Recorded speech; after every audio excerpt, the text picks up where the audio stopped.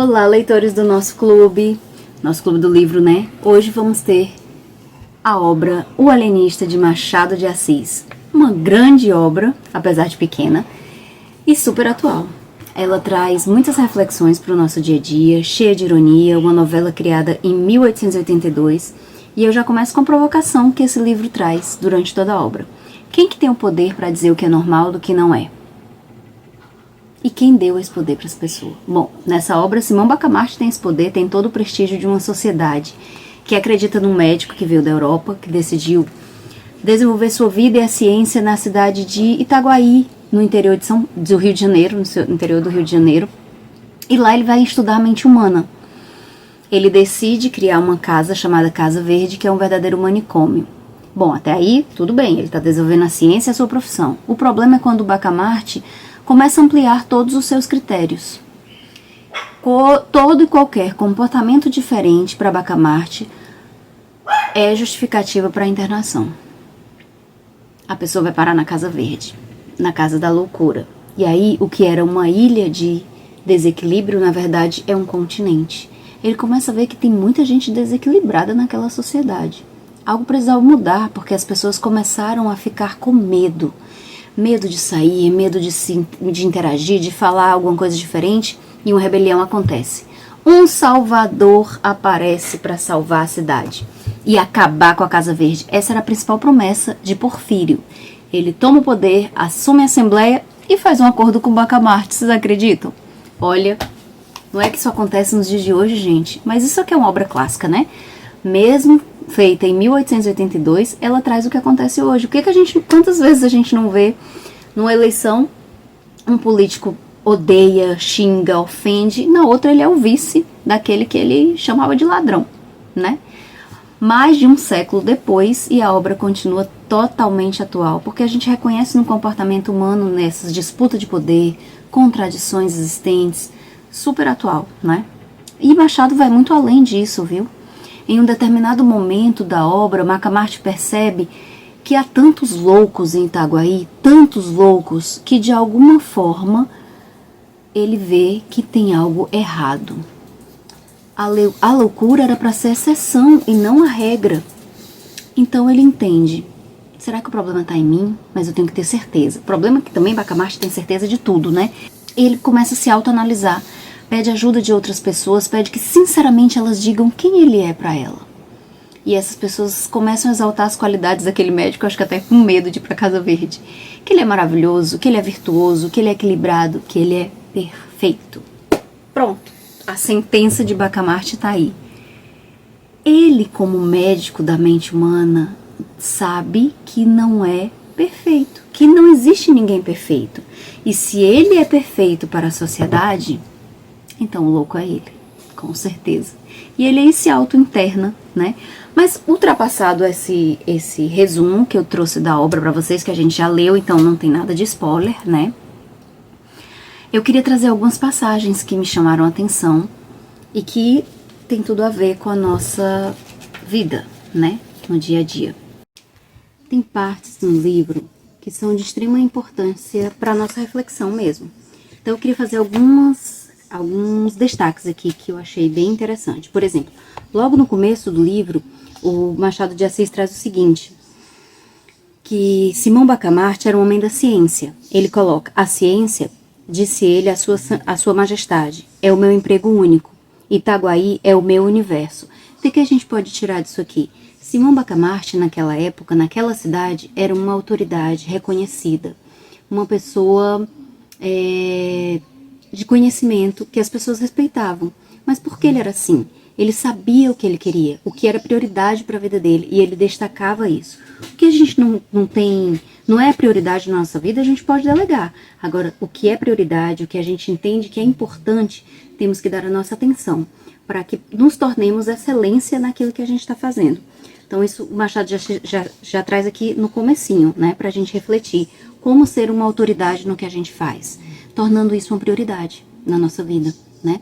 Por exemplo, empresas grandes como Coca-Cola, a gente sabe, ela vende vários tipos de produtos, mas a gente sabe o que é o principal da Coca-Cola, né? Um exemplo. E tem mais destaques aqui, que eu não vou citar todos, mas que me chamaram a atenção. Aqui, por exemplo, continuando ainda no primeiro capítulo, ele diz o seguinte, interessantíssima essa passagem do Machado. Uma ideia trazida numa conversa, depende muito de quem traz a ideia. Aí ele coloca, olha, Maomé declara, veneráveis os doidos, pela consideração de que Alá lhes tira o juízo, para que não pequem. A ideia pareceu-me bonita e profunda, e ele fez gravar no frontispício da casa. Mas como tinha medo do vigário e, por tabela, tinha medo também do bispo, atribuiu o pensamento a Bento VIII, merecendo com essa fraude, aliás pia, que Padre Lopes lhe contasse ao almoço a vida daquele pontífice eminente. O que ele fez aqui? Ele estava em 1882, numa cidade... Aliás, todo mundo era católico naquela época, né? Então, essencialmente dominados pela Igreja Católica. Como que ele atribuir na entrada da Casa Verde um texto a Alá, né? Então, com medo do vigário, ele disse, a frase é boa. Coloca que foi Bento que disse, Bento VIII, e as pessoas começaram a adorar essa frase. E isso acontece no dia a dia. Não sei se vocês acompanharam a reportagem, o país hoje em dia é dividido, basicamente, né, entre os que estão... Não, tem o pessoal do meio, mas a maioria é Lula ou Bolsonaro. Então, pegaram um texto, chegaram para bolsonaristas e disseram um texto atribuindo a autoria ao Lula. E essas pessoas disseram, esse homem tem que ser preso, esse homem não pode estar governando o nosso país, isso é um absurdo. Aí, opa, a gente se enganou, esse texto aí foi do Bolsonaro.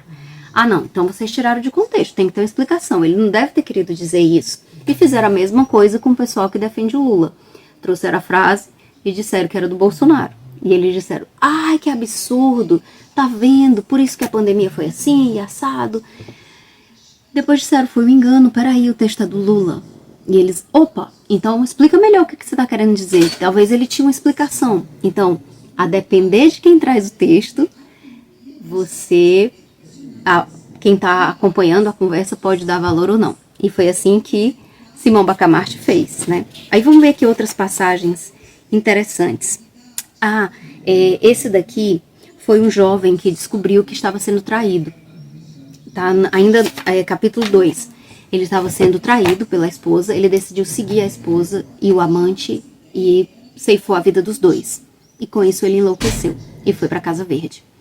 E o que a gente pode tirar dessa passagem? A vingança às vezes é a própria ruína, né?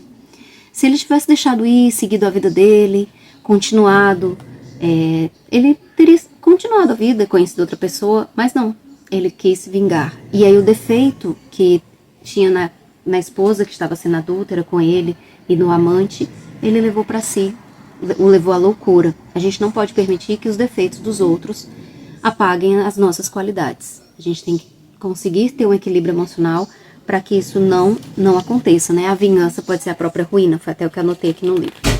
E tem outras passagens aqui também,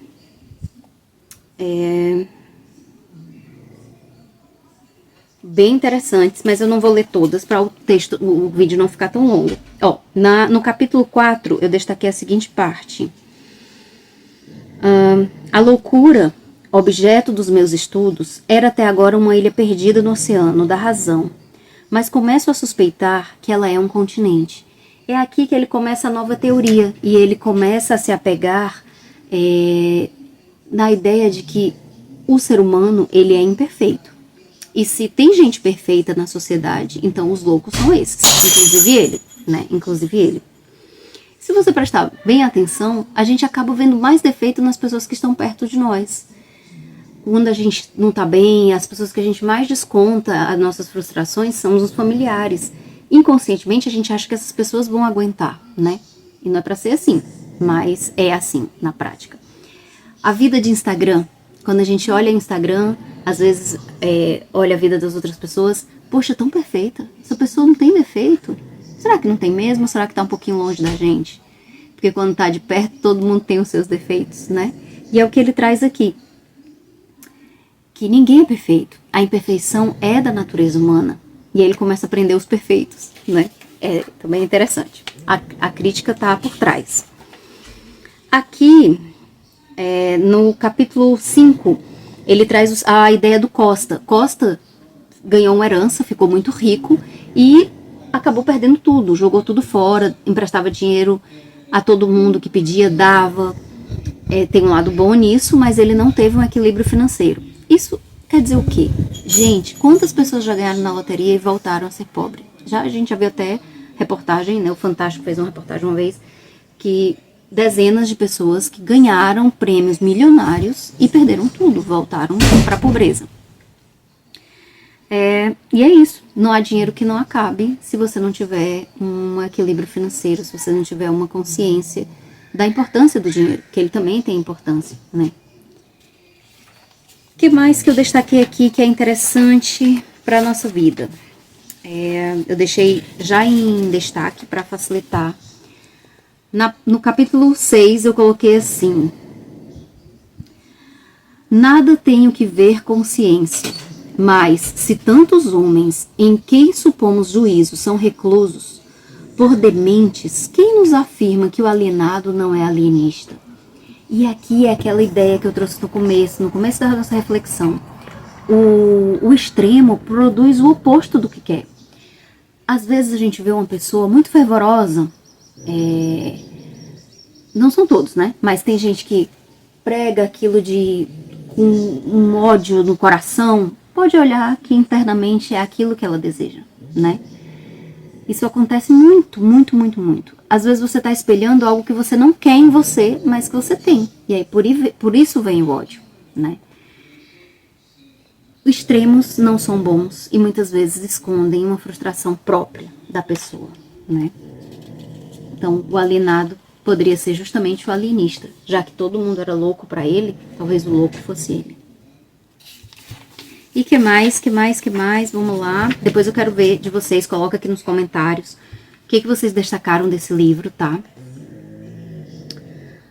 Essa passagem aqui é muito interessante, até peguei no Clube do Livro, que eu participo também, dos Pensadores, Clube dos Pensadores, conduzido pelo Samiraj, e ele fez essa observação aqui no capítulo 8, foi muito interessante, que ele diz assim: não descreva o terror do boticário ao ouvir dizer que o barbeiro ia à casa do alienista.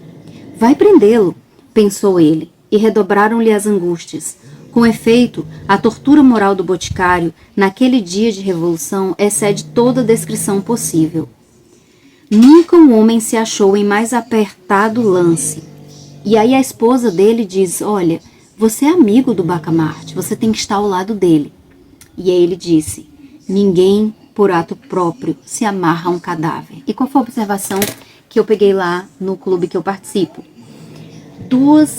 Uma foi trazida por eles lá pelo clube, justamente a situação de o Lula estava preso, estava arruinado politicamente. Os ministros na época proibiram que ele fosse participar do velório do neto. E naquele momento ninguém queria se prender àquele homem. Aquele homem que estava acabado para a política, acabado para tudo, tinha anos para pagar na cadeia. E aí o que aconteceu? Uma reviravolta nos processos, ele foi liberado e hoje ele é presidente da República. Então, sem qualquer análise moral ou de processo aqui, o que a gente tem as coisas mudaram e hoje ele sabe exatamente quem foi fiel a ele naquela época. Algumas pessoas ficaram do lado dele e ele sabe quem pode confiar, porque ninguém em sã consciência se prende a um cadáver. Da mesma forma está acontecendo agora com o ex-presidente Bolsonaro. Hoje ele tem noção de quem realmente está do lado dele. Se um dia houver acontecer uma outra reviravolta e ele voltar ao poder, ele vai saber quem pode confiar.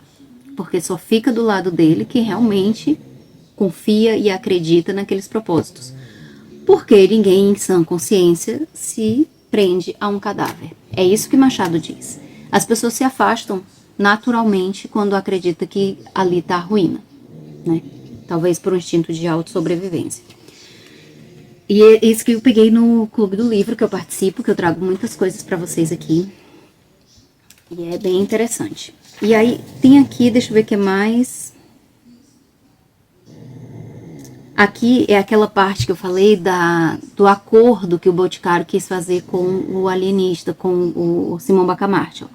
Não demorou, tá no capítulo 9, não demorou o alienista em receber o barbeiro. Declarou-lhe que não tinha meios de resistir e, portanto, estaria para obedecer. Mas pediu apenas o quê? Que não fosse obrigado a ver a destruição da Casa Verde, porque era o sonho, era o trabalho dele. Só que qual foi a surpresa dele quando ele ouviu a seguinte: demais, a Casa Verde é uma instituição pública. Tal aceitamos das mãos da Câmara dissolvida. Há, entretanto, por força que há de haver um alvitre intermediário, que restitua o sossego e a paz do espírito. O alienista mal podia dissimular o assombro. Confessou que esperava outra coisa. O arrastamento do hospício, a prisão dele, a destruição de tudo, menos isso. E aí ele tenta aqui, Porfírio, fazer um acordo com ele. E esse acordo, na verdade, ele deu asas à pessoa que estava do outro lado do que ele pensava. Acabou fazendo um acordo que a gente vê muito na política. Traiu os ideais dele, que foi o que fez com que ele chegasse ao poder, para tentar pacificar e deixar tudo por menos. Isso não foi bom para ele, porque o Simão Bacamarte entendeu, esse homem é louco também. E acabou que ele foi também para o hospício, né? E aqui, chegando na parte final do livro,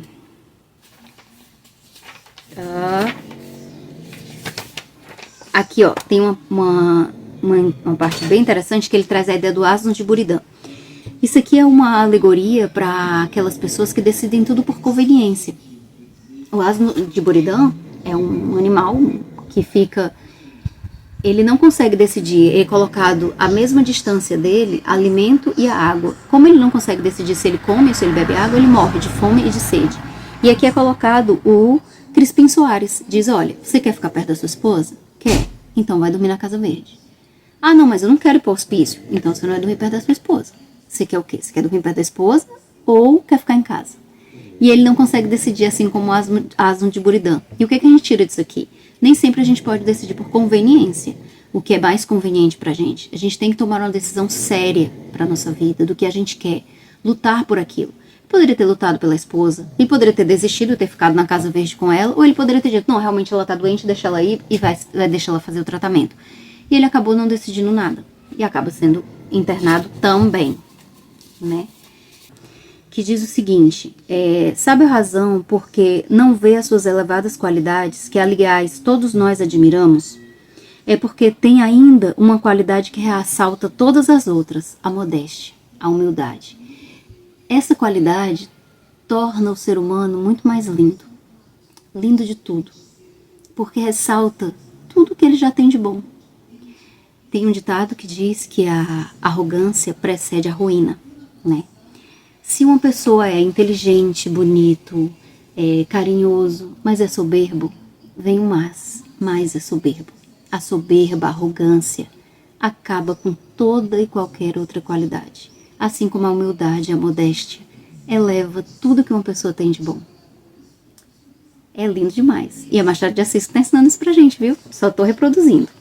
Gente, foi um prazer ler esse livro com vocês. Ele traz muito ensinamento pra nossa vida. Ensina até sobre humildade, sobre crescimento, sobre autoconhecimento, verdades absolutas. E a quem a gente deve dar a régua para medir as coisas.